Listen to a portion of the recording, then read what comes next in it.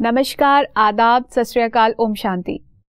दर्शकों, एक बार फिर से मैं आपका बहुत बहुत स्वागत करती हूँ आपके पसंदीदा कार्यक्रम ज्ञानोदय संतोष दीदी के संग, जिसमें हम जीवन से रिलेटेड कई पहलुओं की चर्चा करते हैं, उन जीवन में आने वाली समस्याओं के बारे में बात करते हैं, उनके समाधान के बारे में भी बात करते हैं। और आज हम जिस विषय पर चर्चा करने वाले हैं वो है अध्यात्म और भौतिकवाद, यानी कि स्पिरिचुअलिटी एंड मटेरियलिज्म। दोस्तों, यदि आज के टाइम में हम देखें, लोग मटेरियलिस्टिक हो चुके हैं, उनकी सोच मटेरियलिज्म के पीछे दौड़ती रहती है।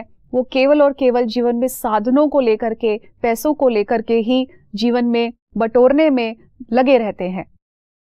तो दर्शकों, यदि हम मटेरियलिज्म की बात करें तो देखेंगे जो मटेरियलिज्म सोच है वो एक तरह से अनेक समस्याओं की जड़ हो चुकी है, क्योंकि लोग लोभ वृत्ति के चलते आजकल ऐसे कर्म कर बैठते हैं जिसकी उन्हें परवाह ही नहीं रही है।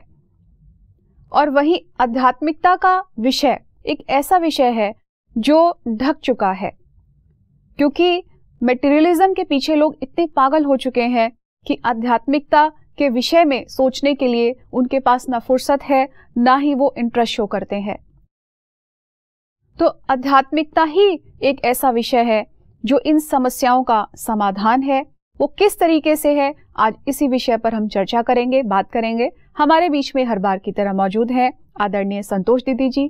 दीदी, आपका मैं बहुत बहुत एक बार फिर से स्वागत करती हूँ। ओम शांति। ओम शांति। दीदी, सबसे पहले तो ये जो बात आती है भौतिकवाद और आध्यात्मिकता, सबसे पहले मैं बात करूंगी भौतिकवाद की, मटेरियलिस्टिक लाइफ की, एक मटेरियलिस्टिक लोगों की जो सोच हो चुकी है, साधनों के पीछे पागल हो चुके हैं, कैसे भी करके उनको ये बटोरते जाना है, हासिल करते जाना है, और उसके लिए वे किसी भी हद तक गुजर जाते हैं। उन्हें ये परवाह नहीं रहती है कि समाज में मेरा नाम खराब हो रहा है, मेरी इज्जत खराब हो रही है। वो इस सोच से भी परे हो चुके हैं। उन्हें बस ये लगता है कि कैसे मैं ज्यादा से ज्यादा पैसे कमा लूं, प्रॉपर्टी कमा लूं, लग्जरियस लाइफ अर्जित कर लूं। तो दीदी, ये भौतिकवाद एक ऐसा विषय है जो बहुत सारी समस्याओं की जड़ बन चुका है। आप क्या कहेंगे? क्योंकि आज हम देखते हैं देह अभिमान के कारण मनुष्य का अहंकार बढ़ता जा रहा है, इसीलिए वो समाज में अपने को बड़ा बताना चाहता है जी, अपना नाम करना चाहता है, अपना शो करना चाहता है। शो ही पिक्चर बन गया, अंदर से खोखला है परंतु बाहर से शो करता है। अभी सबसे पहली बात तो हम ये देखते हैं कि देह जो है, हम हमेशा कहते हैं कि ये देह जो है ये मिट्टी का पुतला है, ये मिट्टी का पुतला मिट्टी में मिल जाएगा, तो माना ये भी भौतिकवाद है। बिल्कुल। और आज मनुष्य इस देह के पीछे कितना लट्टू हुआ पड़ा। आज अगर किसी के पीछे कोई व्यक्ति पड़ जाता है, उसका रूप, उसका रंग, हाँ, उसके पीछे ऐसा पागल हो जाता है जैसा शराबी जी। जैसा शराबी को अपनी सुध बुध नहीं रहती है, वैसा ही जो नाम रूप को देखने वाला व्यक्ति जो है हड्डी मांस के पीछे ऐसा पड़ा रहता है। सारा समय उसके नींद में, सपने में भी वही आता रहता है, उसे संवारने में लगा रहता है, उसी में ही लगा रहता है। वो सारा समय उसकी बुद्धि उसी में जाती जी। तो भौतिकवाद का तो पुतला बना हुआ है व्यक्ति। उसको क्या कहेंगे? उसको ये थोड़े ही कहेंगे कि वो उसकी कोई प्रभु से प्रीत है जी। उसकी तो देहधारियों से प्रीत हो गई। अगर समझो कोई किसी में किसी का मोह है, तो देहधारियों में देहधारियों का मोह होता है। तो ये मोह जो है ये भी तो गले की फांसी है। वो उसके संबंध में फंसा हुआ है, उसके रिश्ते में फंसा हुआ है। वो उस रिश्ते का पुजारी बन गया, वो ईश्वर का पुजारी नहीं जी। उसी के नाम की माला जपता रहता है। जिसमें मोह है, अगर वो सुखी होगा तो ये सुखी होगा जी, अगर वो दुखी होगा तो ये भी दुखी होगा। बिल्कुल। तो कहा जाता है परतंत्रता में सुख नहीं। तो ये जो भौतिकवादी है ये परतंत्र होते हैं। आज पैसे के पीछे मनुष्य पड़ा है, उसको श्री नारायण नहीं बनना है, उसको तो नगद नारायण चाहिए। जी जी जी। तो इसीलिए वो नगद नारायण इकट्ठे करने के लिए उसने सब धर्म कर्म सब कुछ उसने भुला दिया है। और सारा समय उसको वो नगद नारायणी दिखाई पड़ता है, जो उसके साथ चलने वाला नहीं है। तो ये है भौतिकवाद, जो मटेरियल चीज़ों के पीछे पड़ा है, मटेरियल चीज़ें हैं, मटेरियल के पीछे पड़ा है, तो धन के पीछे पड़ा हुआ है, तन के पीछे पड़ा हुआ है। उसको खुद की शुद्ध बुद्धि नहीं है कि मेरे साथ क्या चलेगा, मुझे क्या करना है, उसको कुछ मालूम ही नहीं जी। तो जरूर वो क्या होगा, व्यक्ति कभी सुखी नहीं हो सकता है, वो दुखी होने वाला। तो इसीलिए कहा जाता है कि जब मनुष्य इतना भौतिकवाद की तरफ बह जाता है, उसका रूप बन जाता है, उस समय उसको आध्यात्मिकता ही बचा सकती जी। क्योंकि आध्यात्मिकता ऐसी चीज है जो हमारा तीसरा ज्ञान का नेत्र खोल डालती है, हमारे को अंधकार से प्रकाश की तरफ ले जाती है और वास्तविकता की हमें जानकारी देती। मतलब कैसा आध्यात्मिकता छुड़ाती है भौतिकवाद से, उसके लिए मिसाल बताते हैं कि एक गांव था, उसमें एक गरीब फैमिली थी। वो माता विधवा थी, उसकी लड़की की शादी थी, तो उस बिचारी ने इधर उधर से लेके लड़की के लिए दहेज बना के रखा। तो गांव में तो आजकल तो डाकू लोग बहुत होते हैं, चोर बहुत होते हैं, तो उनको भनक लग गई कि इसकी लड़की की शादी इसने माल बना के रखा है। तो शादी के पहली रात ही वो लड़की के घर में 2 दिन पहले ही पहुंच गए और उस माता को बोला, तुमने जो भी बनाया वो सारा निकालो।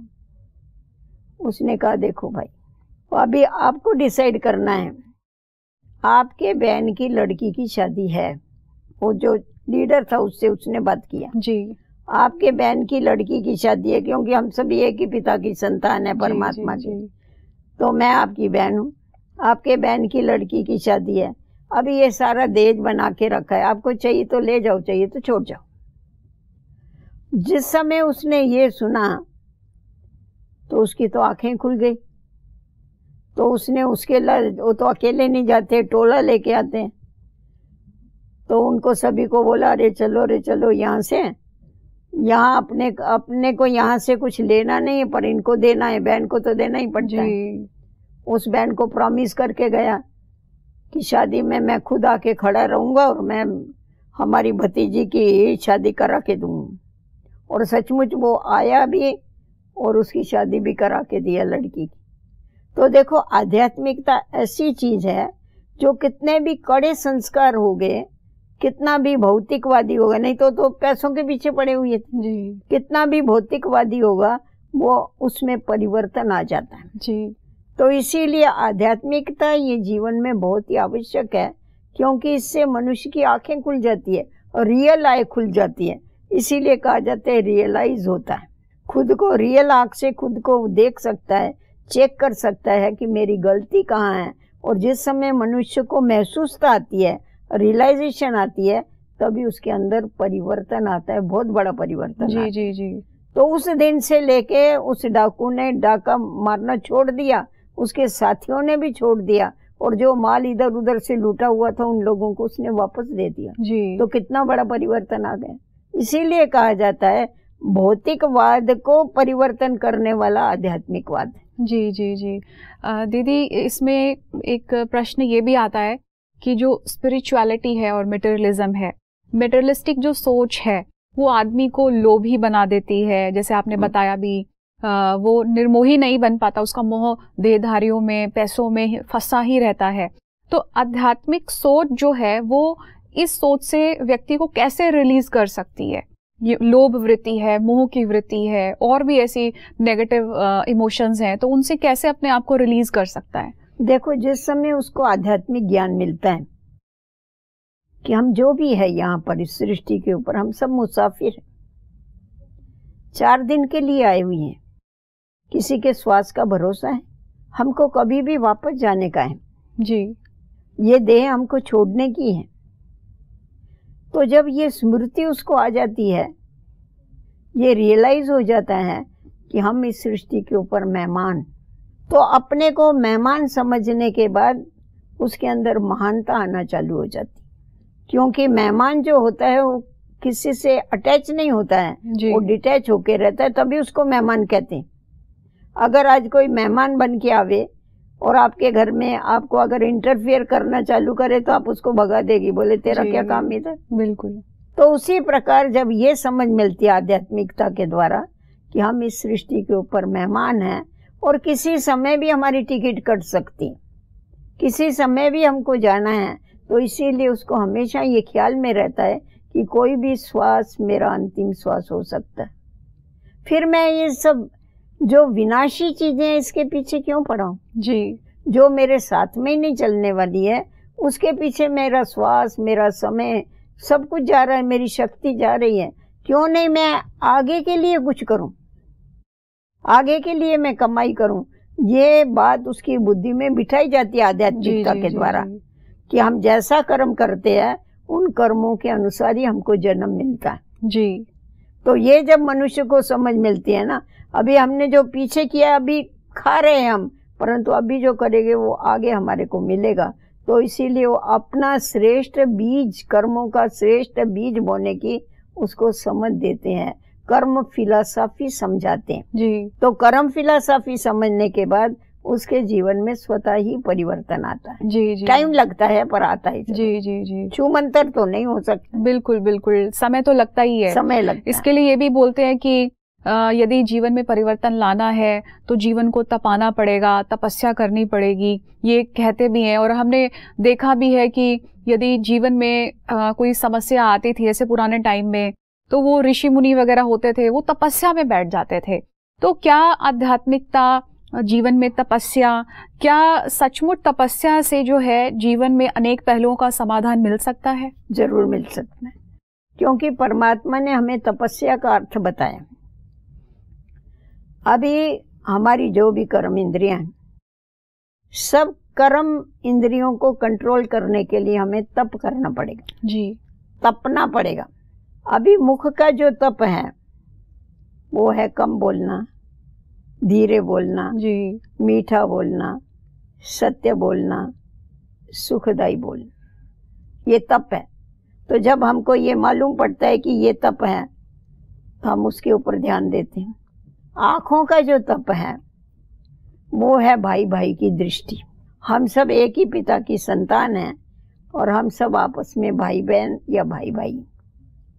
तो ये आत्मिक दृष्टि, ये नयनों का तप, सदैव अपने मन को ईश्वर के साथ लगा के रखना, ये मन का तप है, इसी को ही तपस्या कहते हैं जी।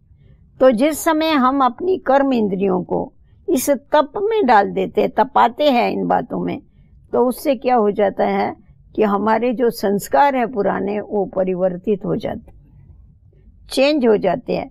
क्योंकि संस्कारों का परिवर्तन ये बहुत बड़ी बात है जी, सहज नहीं होता है। बिल्कुल। परंतु उसके लिए हमें अपने कर्म इंद्रियों का राजा बन करके चलना पड़ता है, कर्म इंद्रियों को कंट्रोल में चलाना पड़ता है। और कर्म इंद्रियों को कंट्रोल में चलाने की जब कला हमारे अंदर आ जाती है तभी हम इसमें जीवन में सक्सेस हो सकते हैं जी। तो तपस्या जो है, तपस्या मनुष्य को मनुष्य से देव बना देती।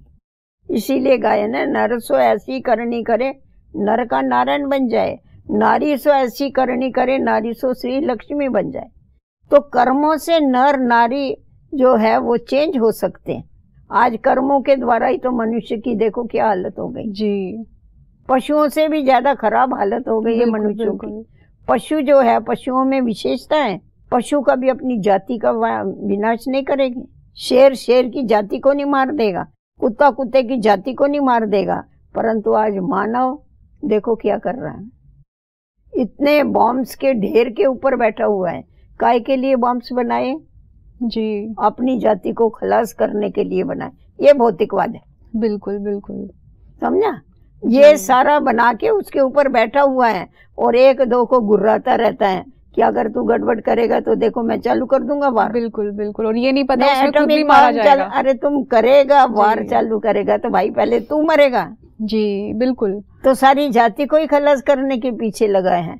तो ये जो है सारा एक दो के साथ वैर द्वेष, बदले लेने की भावना, ये आध्यात्मिकता इन भावनाओं को चेंज करा के उनके अंदर क्या करती है कि एक दो के लिए रहम प्रेम, एक दो के लिए कल्याण की भावना उत्पन्न कराती। जी जी जी। ये बहुत फर्क है ना इसमें, आध्यात्मिकता में और भौतिकता में बहुत फर्क। बिल्कुल बिल्कुल। तो मनुष्य जो है वो दानव बन गया है, तो उसको पहले मानव बनाती है और मानव से फिर देव बना देती है। ये आध्यात्मिकता। जी जी जी। ये तो बहुत अच्छी बात आपने बताई है कि आध्यात्मिकता जीवन में प्रकाश देती है, वहीं जो है तपस्या हमारे संस्कारों का परिवर्तन करती है, सोच का परिवर्तन करती है, नजरिए का परिवर्तन करती है। एक शब्द इसमें ये आता है समाधि। तो अक्सर करके प्रश्न उठता है कि क्या तपस्या और समाधि एक ही चीज है? क्या तपस्या करने के लिए हमें ऐसे बैठे रहना पड़ता है घंटों आंख बंद करके? क्योंकि समाधि और तपस्या को लगभग एक ही मुद्राओं में दिखाया गया है। तो ये क्या एक ही चीज है या अलग अलग है, और इसका जीवन में इम्पोर्टेंस क्या है? तपस्या या समाधि वास्तव में एक ही है जी, परंतु उसके लिए सारा समय तो नहीं बैठ सकते। आपको पैर में जूते चाहिए जी। आप जूते वाले की दुकान पर जाती है, जूते लेती है, फिर आप क्या बोलती है, ये जूते बड़े फिट है जी, ये मुझे नहीं चाहिए। अभी कौन इसको निकालेगा बैठ के, कौन डालेगा, थोड़ा ढीला दो। तो वो क्या कहता है दुकानदार, आप ये ले जाओ। आपको थोड़ा दिन तकलीफ होगी, फिर धीरे धीरे ये आप ही ढीला हो जाएगा, फिर आप चलते फिरते डाल सकेगी, निकाल जी, सकेगी। जी, आप उसके ऊपर भरोसा रख के ले आती, और सचमुच ऐसा ही होता है। पहले जो टाइट जूते होते हैं वो धीरे धीरे ढीले हो जाते जी।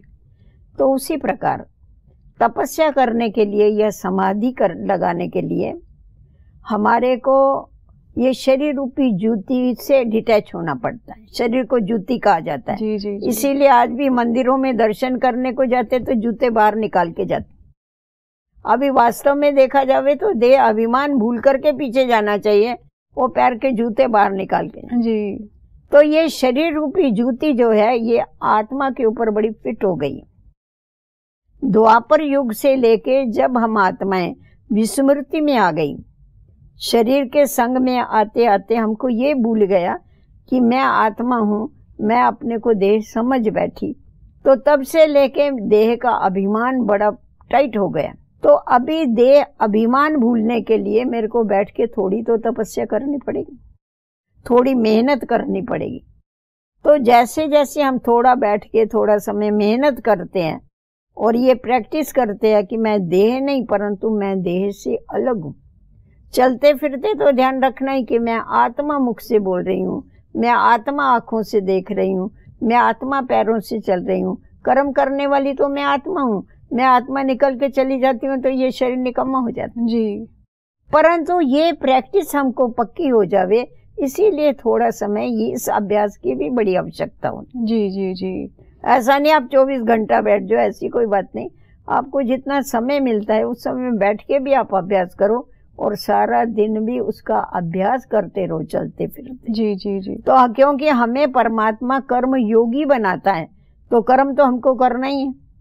कर्म करते हुए उसकी याद रहे, वो याद पक्की रहे, इसीलिए थोड़ा समय बैठ के अभ्यास करके और इस शरीर रूपी ज्योति को जरा लूज कर देते हैं तो फिर सहज डिटैच हो सकते हैं और परमात्मा से अपना बुद्धि का योग लगा सकते हैं। तो दीदी जब हम परमात्मा से बुद्धि का योग लगाते हैं उस समय किस तरीके से हमारे संस्कारों में बदलाव आता है? ये प्रक्रिया किस तरीके से होती है? संस्कारों के परिवर्तन के लिए विचारों का परिवर्तन चाहिए जी। क्योंकि संस्कार बनते कैसा है पहले हमको ये देखना पड़ेगा। विचारों से। जैसा हम सोचते हैं वैसे कर्म करते हैं, जैसे कर्म करते हैं वैसे हमारे संस्कार बनते। तो अगर अभी हमको संस्कारों को परिवर्तन करना है तो उसके लिए हमें पहले विचारों को परिवर्तन करना पड़ेगा। तो जितने जितने हमारे विचार दिव्य होते जाते हैं, जितने जितने हमारे विचार पॉजिटिव होते जाते हैं, जितने जितने हमारे विचार श्रेष्ठ होते जाते हैं तो हमारे कर्मों के अंदर वो श्रेष्ठता झलकती, वो श्रेष्ठता आती जाती है। और जितना जितना फिर हम टेव डालते हैं श्रेष्ठ कर्म करने की तो हमारे जो पुराने संस्कार है वो परिवर्तित होते जाते हैं। जी जी जी जी। अच्छाई हमारे अंदर आती जाती है। बुराई निकालने के लिए मेहनत करने की जरूरत नहीं है। क्रोध छोड़ने के लिए आप मेहनत नहीं करो, आप प्रेम को धारण कर लो, क्रोध आप ही भाग जाएगा। जी जी जी। नहीं, पानी एक गिलास है, उसके अंदर हवा है, उस हवा को निकालने के लिए आप क्या करेंगे? उसके अंदर दूसरी कोई चीज डाल दो, वहाँ पे निकल जाए। बिल्कुल। तो उसी प्रकार जो हमारे अंदर बुराई है बुराई को निकालने के लिए आध्यात्मिकता ये सिखाता है कि आप ज्यादा भारी नहीं हो जाओ, टेंशन में नहीं आ जाओ, ये बुराई कैसी छूटेगी मेरी, वो नहीं सोचो, आप जीवन में अच्छाई धारण कर लो, उसकी अपोजिशन वाली। तो जब अच्छाई को धारण कर लेंगे तो बुराई छूट जाएगी, पुराने संस्कार मिट जाएंगे और श्रेष्ठ संस्कार जो है वो हमारे अंदर उसका रिकॉर्ड भर जाएगा। जी। इसीलिए विचारों में योग जो है, समाधि जो है, वो विचारों का परिवर्तन सिखाता है। जी जी जी जी।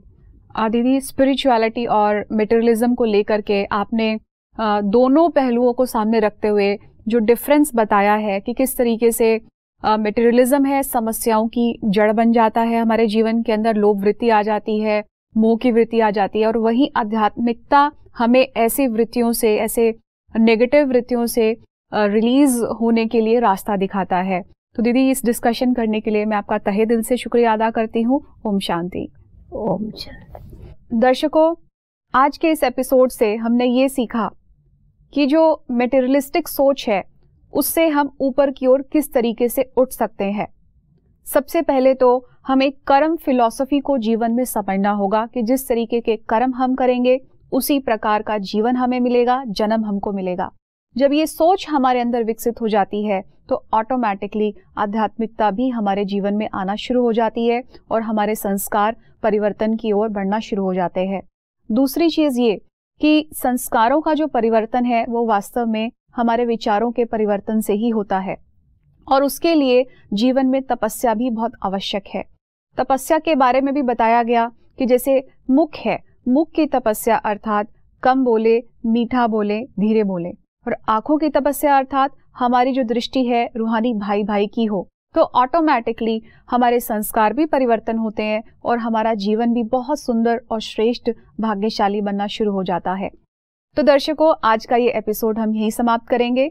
अगले एपिसोड में फिर से बात करेंगे एक अन्य विषय को लेकर के। तब तक के लिए दीजिए इजाजत। नमस्कार। ओम शांति।